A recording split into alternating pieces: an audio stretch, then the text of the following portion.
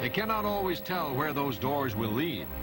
In 1982 came the surprising opportunity to begin the telecast for the first time on the European continent, broadcasting to Belgium and northern France.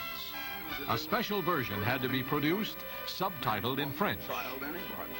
Response has been as good as the successful English language stations. Humanity has not admitted he's wrong. Humanity doesn't admit his world is wrong, that he's built a wrong system, a wrong society, wrong education, wrong governments, wrong business structure, wrong social system, wrong everything in our world today. Some voice has to cry out in this religious wilderness of this modern day and tell you people what is happening. And God Almighty tells me, cry aloud and spare not, and show my people their sins, God says, and I'm trying to do it. What will be next? The possibilities are enormous. Even the sky is no longer the limit. A string of communications satellites ring the Earth 22,300 miles out in space. It is now possible to send a TV signal around the world at the speed of light. God's work has already begun to harness this technology. Brethren on different continents through satellite and microwave transmissions have watched Mr. Armstrong together as he spoke to them during the Feast of Tabernacles. Day by day, the inventive mind of man is solving the last few remaining problems of instant global communication, even as those problems that he cannot seem to solve threaten him with extinction.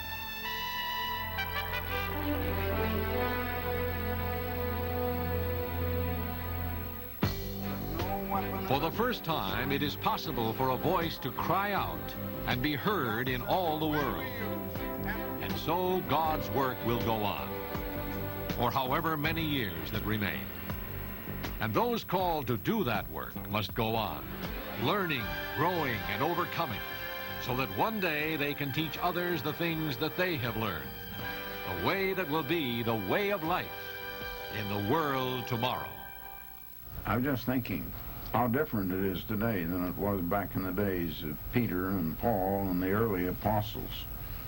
They had to go around by foot or on a mule or donkey or a rowboat or a sailboat. Today we not only talk to all of these people, but also all around the world.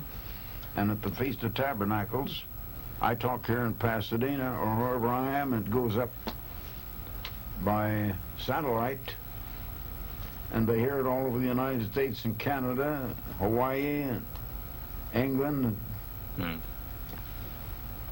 a good share of the world. Well, as fast as finances allow, more and more stations. Yes, sir. That's what we want. Because that's the first line, and then we follow it up with our publications, and then with the local ministers. That's God's program. Right. Big team working together. Yes, sir. Thanks a lot. Nice to see you again. I'm really glad to see it coming along. Now I'm going to get to my typewriter.